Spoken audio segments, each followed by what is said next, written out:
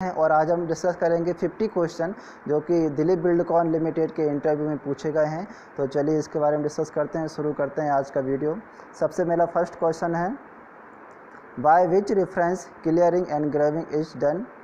ए OGL, B FRL, B NGL और D all of this. यानी कि जो आप क्लियरिंग और ग्रेविंग करेंगे अर्थ का, वो किसके रेफरेंस से करते हैं? तो उसके लिए आंसर है आपका B NGL। Okay. Second question है आपका, which section of मोर्थ is applicable for earthwork, erosion control and drainage? Option है ए 100, सी 300, बी 200 या डी 400। यानी कि मोर्थ से किस सेक्शन में आपको अर्थवर्क के कंट्रोल, इरोजन और ड्रेनेज के कंट्रोल के बारे में दिया गया है? तो उसके लिए आंसर है आपका C section 300। Question number third है, maximum size of material of embankment construction? A 50 mm, C 75 mm, B 100 mm और डी 125 mm। यानी कि जो एज पर मोर्थ के अकॉर्डिंग आपका जो मटेरियल साइज़ है एम्बैंकमेंट के लिए, जो सॉइल साइज़ है या मैक्सिमम मटेरियल साइज़ है वो कितना होना चाहिए? तो उसके लिए आंसर है आपका C 75 mm। Question number fourth है, maximum size of subgrade construction या maximum size of material for subgrade construction.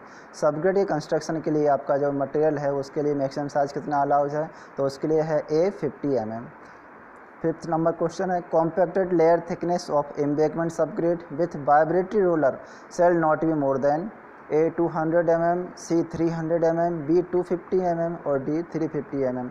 यानी कि अगर आप वाइब्रेटरी रोलर यूज कर रहे हैं तो एम्बैंकमेंट और सबग्रेड के लिए जो अभी कॉम्पैक्टेड थिकनेस है वो मैक्सिमम कितनी हो सकती है? तो उसके लिए आंसर है आपका बी 250 mm। यानी कि 250 mm आप वाइब्रेटरी रोलर से कॉम्पैक्ट एक बार में कर सकते हैं एम्बैंकमेंट या सबग्रेड के लिए। क्वेश्चन नंबर 6 है आपका, for 250 mm compacted layer of embankment subgrade static weight of vibratory roller shall B?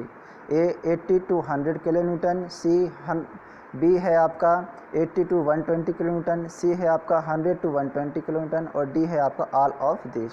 यानी कि अगर आपका वाइब्रेटरी रोलर है तो विदाउट वाइब्रेशन वो 250 mm सबग्रेड और एम्बैंकमेंट कॉम्पैक्शन के लिए कितना लोड अप्लाई करेगा? तो उसके लिए आपका आंसर है ए 100 to 80 किलोन्यूटन। 7 क्वेश्चन है आपका, most common method use for the removal of air voids in सॉइलेज?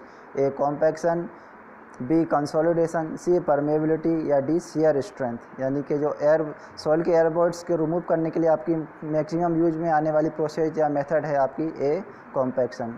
Question number 8 है, the process by which the water words are removed is called?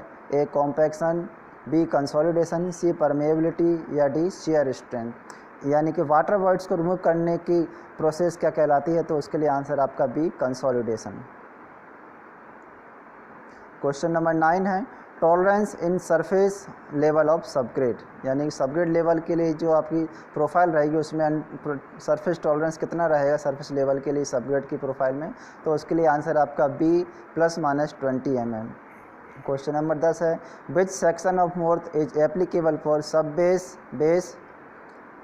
यानी कि मोर्थ का कौन सा सेक्शन है जो सब बेस और बेस के बारे में आपको बताता है? तो उसके लिए ऑप्शन है आपका ए 100, बी 200, सी 300 या डी 400। तो सेक्शन नंबर 400 आपको सब बेस और बेस के बारे में बताता है। क्वेश्चन नंबर 11 है आपका, for homogeneous mix and avoid segregation of GSB water should be added on? GSB bed load और बी है आपका stock pile of GSB, C loaded vehicle या डी ऑल ऑफ दी। यानी कि GSB के homogeneous mix करने के लिए आपका जो वाटर है वो किस वक्त ऐड करना चाहिए? तो इसके लिए ऑप्शन आपका स्टॉक पाइल ऑफ GSB। यानी जब आप GSB का स्टॉक करते हैं तभी आपको उसमें पानी मिक्स कर लेना चाहिए। क्वेश्चन नंबर 12 है, maximum compacted thickness of GSB shall be? A 100 mm, B 150 mm, C 200 mm या डी 250 mm। यानी GSB की मैक्सिमम कॉम्पैक्टेड थिकनेस कितनी हो सकती है एक लेयर में? तो वो है आपकी 200 mm। यानी कि एक बार में आप 200 mm कॉम्पैक्ट लेयर ले सकते हैं GSB के लिए। क्वेश्चन नंबर 13 है, percentage of compaction of WMM should be? A 95%, B 98%, C 97% या डी 100%। WMM के लिए परमिसेबल कॉम्पैक्शन परसेंट है वो आपका 98% से ऊपर होना चाहिए। क्वेश्चन नंबर 40 है आपका, DLC mix shall be transported by covering the tipping trucks with tarpaulin to protect from the weather action? A sun, B wind, C dust या डी ऑल ऑफ दीज। यानी जो डीएलसी का mix है, इसको जब आप किसी भी साइट पर आप ट्रक्स करते हैं या इसको लोड करके ले जाते हैं, तो जो आपकी ट्रक का टिपिंग रहता है, ट्रक की टिपिंग को आप कवर करते हैं चारपेलिन से, तो वो क्यों करते हैं, उसके लिए आपके ऑप्शन है ए सूर से बचाने के लिए, बी हवा से बचाने के लिए, सी डस्ट से बचाने के लिए, डी ऑल ऑफ दिस। तो इसके लिए आंसर है आपका all of this. Question number 15, if curing compound is not applied on the surface of DLC, how many days of curing with covering of hessian cloth और gunny bags is required, A 3 days, B 7 days, C 14 days या D 20 days. यानी कि DLC के work करते समय अगर आपने उसमें क्योरिंग कंपाउंड नहीं मिलाया है, तो उसके लिए आपको गनी बैग से कितने दिन के लिए क्योरिंग करना है, तो उसके लिए ऑप्शन आंसर रहेगा आपका बी 7 डेज, यानी 7 दिन तक आपको इसकी क्योरिंग करनी है। Tolerance in surface level of सब बेस, कोष्टक में है डीएलसी फॉर रिजिड पेमेंट, यानी डीएलसी के लिए सरफेस लेवल का टॉलरेंस कितना है, तो इसके लिए आपका आंसर रहेगा बी 6 mm। क्वेश्चन नंबर 17 है, the dust layer is not required in underneath of rigid pavement, A subgrade, C base, B sub base या डी सरफेस। यानी कि डीएलसी रिजिड पेमेंट यानी कि सीमेंट कंक्रीट पेमेंट के लिए इनमें से कौन सी लेयर आपकी रिक्वायर्ड नहीं होती है, तो ये ए है आपका सबग्रेड, बी है आपका सब बेस, सी है बेस या डी सरफेस। तो आपको बेस लेयर इसमें सी पेमेंट में आपको बेस लेयर करने की आवश्यकता नहीं होती, क्योंकि जो आपका रिजिड पेमेंट है उसमें उसकी थिकनेस में ही आपका बेस का प्रोफाइल या बेस का इंक्लूजन उसी में कर लिया जाता है। क्वेश्चन नंबर 18 है, no PQC shall be done when temperature of the concrete reaching the paving site is above, A 20 degree centigrade, B 30 degree centigrade, C 25 degree या D 40 डिग्री। अगर आपको ये बोलना चाह रहे हैं कि सीमेंट कंक्रीट का कार्य आपको कब नहीं करना चाहिए अगर टेम्परेचर इससे अधिक हो जाए, तो उसके लिए आपका ऑप्शन है B 30 डिग्री सेंटीग्रेड से अधिक होने पर आपको कंक्रीट का कार्य नहीं करना चाहिए। क्वेश्चन नंबर 19 है, maximum laying speed of concrete paver should be, यानी जो कंक्रीट पेवर है उसकी मैक्सिमम लेइंग स्पीड, उसको चलाने की स्पीड है या उसकी मूवमेंट की स्पीड रहेगी, वो रहेगी बी 1.5 मीटर पर मिनट, यानी कि 1.5 मीटर प्रति मिनट की अधिक स्पीड से उसको आपको पेविंग नहीं करना चाहिए सीमेंट कंक्रीट को। ठीक है। क्वेश्चन नंबर 20 है, thickness of plastic sheet should not be exceed, A 1 mm, C 2 mm, B 0.5 mm या डी 3 mm। यानी कि आपकी प्लास्टिक शीट है उसकी थिकनेस 0.5 mm से अधिक नहीं होना चाहिए। क्वेश्चन नंबर 21 है आपका, what is the length of dowel bar covered with plastic sheet, A 1/3, C 2/3, D 1/4 या डी 3/4। यानी कि what is the length of dowel bar covered with plastic sheet, तो डबल वार की लेंथ कितनी होना चाहिए प्लास्टिक शीट से, तो यह है 2/3 ऑफ प्लास्टिक शीट, यानी कि प्लास्टिक शीट जो रहेगी उसका 2/3 आपका डबल वार की लेंथ रहेगी। क्वेश्चन नंबर 22 है, mouth of plastic sheet shall be closed by dash to prevent the entry of cement slurry and locking of the dowel bars. तो इसके लिए आपका ऑप्शन है A epoxy, B GP2, C insulating plastic tape या D all of this. ठीक है, तो इसके लिए आपका सही आंसर है सी insulating plastic tape.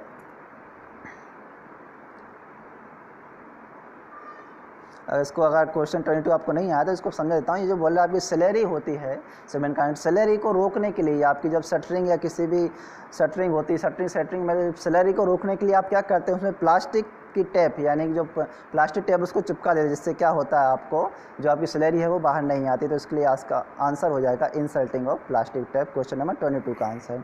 Question number 23 है आपका, tie bar in cement concrete pavements are 8, A expansion joint, B contraction joint, C warping joint या डी लॉन्गिट्यूडनल जॉइंट। यानी कि जो डबल वार हैं, सॉरी माफ़ कीजिए, टाई वार हैं, tie bar in cement concrete pavements are 8। जो टाई वार हैं वो सीमेंट कंक्रीट के पेमेंट के किस डायरेक्शन में आपको अप्लाई करना होते हैं, तो इसके लिए डी है लॉन्गिट्यूडनल जॉइंट्स, यानी कि इसी लॉन्गिट्यूडनल जॉइंट्स होते हैं सीमेंट कंक्रीट पेमेंट के। ठीक है, टाई वार लॉन्गिट्यूडनल लगाए जाते हैं सीमेंट कंक्रीट पेमेंट के। क्वेश्चन नंबर 24 है आपका, What is the importance of curing compound? A. To prevent the escape water from mix. B है आपका to enhance the strength, C to prevent dry shrinkage, या D all of this. तो जो आपका curing compound है ये आपके तीनों काम करता है, तो इसके लिए आपका आंसर हो जाएगा D all of this. Question number 25 है आपका surface texture of PQC shall be A 1 mm plus minus 2 mm, B 2 mm plus minus 0.25 mm, या C 3 mm plus minus 2.5 mm, D none of this. यानी कि जो आपका PQC पे आप texture बनाते हैं या जो ग्रुप्स बनाते हैं तो उसकी थिकनेस क्या होती है, वो 1 mm और प्लस माइनस 0.25 mm की वेरिएशन से होना चाहिए। Depth of initial saw cut of PQC panel should be A 1/5 to 1/3 depth of PQC panel, B है 1/4 to 1/3 depth of PQC panel, 1/4, C है आपका 1/4 to 2/3 depth of the PQC panel, या D all of these. यानी कि जो आपका PQC होती है तो पीक्यूसी में जब आप 100 बनाते हैं या कट लगाते हैं तो कट वो कितना होना चाहिए पीक्यूसी की डेप्थ के, तो वो है आपका 1/4 to 1/3 depth of PQC panel. Okay, option number B आपका सही होगा, 1/4 से 1/3 आपको कटिंग करना होती पीक्यूसी के पैनल की। क्वेश्चन नंबर 27 है आपका width of final saw cut in PQC panel in longitudinal joint should be A 3 to 5 mm, B 6 to 8 mm, C है आपका 8 to 10 mm, या डी है आपका 10 to 12 mm। Width of final socket longitudinal joints के लिए जो आप फाइनल कटिंग करेंगे तो वो कितनी होनी चाहिए, वो होना चाहिए 6 to 8 mm। ठीक है। क्वेश्चन नंबर 28 है no vehicle traffic should be allowed to ply on the finished surface of PQC within a period of 3 days, 14 days, 7 days या 28 days। यानी कि आपको ट्रैफिक अलाउ नहीं करना है, उसके लिए जब पीक्यूसी वर्क है आपका उसके लिए कितनी लिमिट तक या कितने डेज तक आपको ट्रैफिक अलाउ नहीं करना है, तो इसके लिए आपका सही आंसर होगा डी 28 डेज, यानी 28 दिन तक आपको उसकी ट्रैफिक अलाउ नहीं करना है किसी भी पीक्यूसी वर्क पे। क्वेश्चन नंबर 28 है polysulphide sealant shall be poured in widened groups in contraction joint dash dash below the PQC surface। यानी जो पॉलीसल्फाइड सीलेंट होते, जो आप 100 लगाते हैं या कट लगाते हैं सीमेंट कंक्रीट पेमेंट में, तो उसको पॉलीसल्फाइड सीलेंट है वो उसकी पीक्यूसी की कितनी डेप्थ में आपको कट की कितनी डेप्थ में आपको फिल करना है, तो उसके लिए आपका सही आंसर है बी 3 mm और प्लस माइनस 1 mm का डिफरेंट इसमें हो सकता है। क्वेश्चन नंबर 30 है life of polysulphide sealant as per NHAI 5 to 7 year, B है आपका 6 to 7 ईयर, सी है आपका 7 to 9 ईयर, या डी है आपका 4 to 7 ईयर। जो पॉलीसल्फाइड होता है सीलेंट होता है जिसको आप सीमेंट कंक्रीट पेमेंट के कॉन्ट्रैक्शन जॉइंट में डालते हैं तो उसकी एज होती है A 5 to 7 year. Question number 31 है the rigid pavement is checked for, यानी rigid pavement is checked for A shear, B flexure, C compression, या डी नन ऑफ दिस। जो रिजिड पेमेंट आती है उसमें अब किसका चेक सबसे इंपॉर्टेंट होता है, तो वो होती है आपकी फ्लैक्चरल स्ट्रेंथ। ठीक है। क्वेश्चन नंबर 32 है आपका when ambient temperature is more than dash dash no PQC shall be permitted. तो आपके लिए इसके लिए आंसर है ए 35 डिग्री। ठीक है, पीक्यूसी परमिट नहीं करना चाहिए अगर आपका टेम्परेचर 35 डिग्री सेंटीग्रेड से अधिक हो जाता है तो। क्वेश्चन नंबर 32 है आपका cure should be keeped constantly when covering with the hessian cloth और use of sprinkler perforated pipe for minimum period after concreting. जो आप सीमेंट कंक्रीट कर्व होते हैं उनको आप क्लॉथ या गनी बैग से आप कवर करते हैं, तो वो कितने समय तक आपको कवर करके रखना है, तो उसके लिए आपके ऑप्शन है A 7 days, B 14 days, C 21 days, या डी 28 डेज। तो इसके लिए आपका सही आंसर है B 14 days. 34 air temperature on which bituminous mix is to be laid shall not be less than. यानी कि बोल रहे अगर आपका जो एयर टेम्परेचर है वह वो इससे कम हो जाए तो आपको बिटुमिनस मिक्स अलाउ नहीं करना चाहिए, तो इसके लिए आपका सही आंसर होगा option number C 10 degree centigrade. इससे कम टेम्परेचर आपको बिटुमिनस मिक्स अलाउ नहीं करना चाहिए। 35 है रोलिंग टेम्परेचर और bituminous mix with BG30 bitumen should be. जो आपका रोलिंग टेम्परेचर है आपका बिटुमिन BG30 है तो उसके लिए रहेगा आपका rolling temperature B 90 degree centigrade minimum, यानी 90 डिग्री सेंटीग्रेड से अधिक आपका रोलिंग टेम्परेचर होना चाहिए। क्वेश्चन नंबर 36 है आपका rolling pattern for the compaction is A break down B intermediate, C finish या डी ऑल ऑफ दीज। यानी कि जो रोलिंग कॉम्पैक्शन करते हैं आप तो उसके लिए पैटर्न क्या होता है, तो उसके लिए क्या होता है ब्रेक डाउन, इंटरमीडिएट और फिनिश। ठीक है, इस प्रकार से आपको रोलिंग करना होती है, तो आपका सही ऑप्शन हो जाएगा D all of these. Question number 37 है आपका, thickness of compacted layer of RE wall fill soil shall not be more than A 150 mm, B 200 mm, C 250 mm या D ऑल ऑफ दिस। यानी कि जब आप retaining wall में soil fill करते हैं तो उसकी थिकनेस आपको एक बार में कितनी अधिक से ज़्यादा नहीं होना चाहिए, तो वो है आपका 200 mm लेयर से अधिक, 200 mm से अधिक की लेयर आपको रिटेनिंग वॉल में नहीं डालना हो चाहिए। ठीक है, क्वेश्चन नंबर 38 है आपका, which of the following act as drainage layer between subgrade and roadways. A embankment layer, B GSB layer, C subgrade layer या डी ऑल ऑफ दीज। ठीक है, इसे ये बोलना चाह रहे हैं जो आपकी रोड है और रोड और सबग्रेड के बीच ऐसी कौन सी लेयर है जो आपकी ड्रेनेज लेयर का काम करती है, तो इसके लिए आपका सही आंसर होगा option number C GSB layer. Question number 39 है आपका, which type of bitumen emulsion is used for road work. A anionic, B cationic, C A and B या डी नैनो बी। तो आपको आयोनिक और कैटायोनिक दोनों प्रकार के बिटुमिन एमल्सन यूज करना होते हैं, तो इसके लिए सही ऑप्शन हो जाएगा आपका option number C A and B. Question number 40 है, thickness of debonding strip in longitudinal joint should be A 1 2 mm, B 2 4 mm, C 5 mm या D 7 mm। लॉन्गिट्यूडनल जॉइंट में आपके जो डिबॉन्डिंग स्ट्रिप होती है, यानी कि दोनों को लॉन्गिट्यूडनल जॉइंट को जो अलग करती है स्ट्रिप, उसकी थिकनेस कितनी होती है जॉइंट की, तो वो होती है 1 से लेके 2 mm।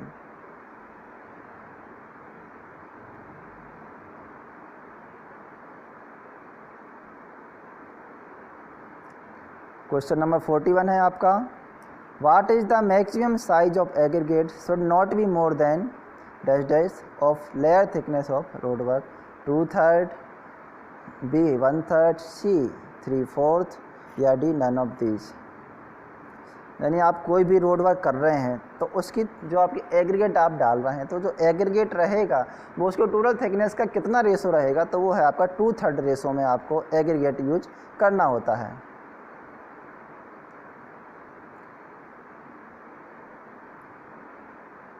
क्वेश्चन नंबर 42 है आपका, the bitumen giving more better result if MSA is more than 30 is.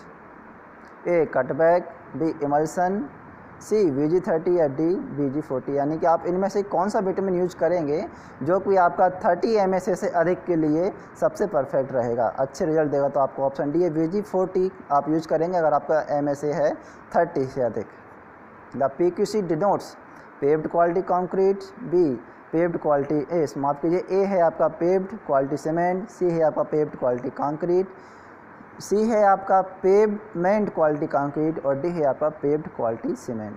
तो आपके लिए जब PQC आपका PQC का फुल फॉर्म होता है या PQC का सही नाम होता है, तो option number C paved quality, pavement quality concrete. Question number 44 है आपका, which section of मोर्थ is applicable for side clearance. A 100, B 200, C 300 या डी 400। सेक्शन नंबर 200 आपका साइड क्लियरेंस के लिए यूज किया जाता है। क्वेश्चन नंबर 45 है, laying temperature of bitumen mix with VG30 bitumen should be A 140 centigrade, B आपका 150 centigrade, सी है आपका 155 सेंटीग्रेड या डी है 160 सेंटीग्रेड। अगर आप VG30 बिटुमेन यूज कर रहे हैं तो उसके लिए आपका लेइंग टेम्परेचर कितना होगा, तो आपका option number A 140 degree centigrade minimum. ठीक है, क्वेश्चन नंबर 46 है आपका, laying temperature DBM with VG40 bitumen, यदि VG40 बिटुमेन यूज कर रहे हैं तो उसके लिए आपको DBM मिक्स का लेइंग टेम्परेचर कितना होना चाहिए, तो option number B 150 degree centigrade minimum. Question number 47 है आपका, rolling temperature of DBM with VG40 bitumen. अब ये रोलिंग टेम्परेचर है, ठीक है ना, तो कन्फ्यूज ना होइएगा, रोलिंग टेम्परेचर आपको चाहिए 100 degree centigrade minimum VG40 bitumen अगर आप यूज कर रहे हैं तो। क्वेश्चन नंबर 48 है आपका, laying temperature of bituminous mix with modified bitumen should be A 110 to 160 degree centigrade, B 130 to 170 degree centigrade, C 130 to 160 degree centigrade, या डी ऑल ऑफ दिस। यानी अगर आप मॉडिफाइड बिटुमेन यूज कर रहे हैं तो उसके लिए आपको बिटुमेन मिक्स का लेइंग टेम्परेचर कितना होगा, तो वो लेइंग टेम्परेचर आपका होगा 130 डिग्री से लेकर 160 डिग्री सेंटीग्रेड। 49 है rolling temperature of bituminous mix with modified bitumen सेल्विंग। अब रोलिंग टेम्परेचर पर जाएँ तो रोलिंग टेम्परेचर आपको चाहिए है आपका सी 115 से 155 डिग्री सेंटीग्रेड।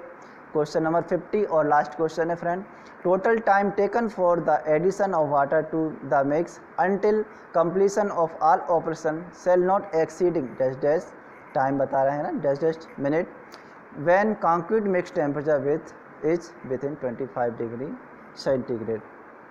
यानी कि अगर आपका टेम्परेचर है 25 डिग्री सेंटीग्रेड तो कंक्रीट के वाटर मिक्सिंग से लेकर प्लेसिंग तक के लिए आपको मैक्सिमम कितना टाइम आपको अलाउ रहेगा, तो वो आपका ऑप्शन है ए 30 मिनट, बी 90 मिनट, सी 60 मिनट, या डी 120 मिनट। यानी कि जो आपकी सारी प्रोसेस है वो ऑप्शन नंबर डी 120 मिनट के अंदर अंदर आपको पूरी कर लेनी है अगर आपका जो एयर टेम्परेचर है वो है 25 डिग्री सेंटीग्रेड।